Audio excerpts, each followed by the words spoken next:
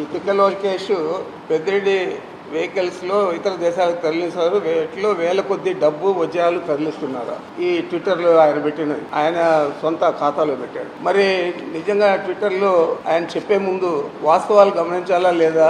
ఎందుకు నిన్ను ప్రజలందరూ కూడా లోకేష్ పప్పు అని ఎందుకు పిలుస్తా ఉన్నారంటే దీన్ని చూస్తేనే అర్థమవుతుంది. ఏదైనా కస్టమ్స్ ఉంటుంది, బండ్లు లోడ్ అయ్యేటప్పుడు కానీ అక్కడ ఆఫ్రికాలో పోర్ట్ వచ్చి దారుసలాంలో అక్కడ చెక్ చేస్తారు, ఇక్కడ చెక్ చేస్తారు. వీటిలో డబ్బులు పెట్టే అంత మూర్ఖులు లోకేష్ లాంటి వాళ్ళు తప్పితే ఇంకెవరైనా ఉంటారని అడుగుతున్నా. మీకేమో చార్టర్డ్ ఫ్లైట్లలో మీరు సూట్ కేసులన్నీ కూడా సింగపూర్కు పంపిస్తారు, దుబాయ్కి పంపిస్తారు. మీకు అది అలవాటు.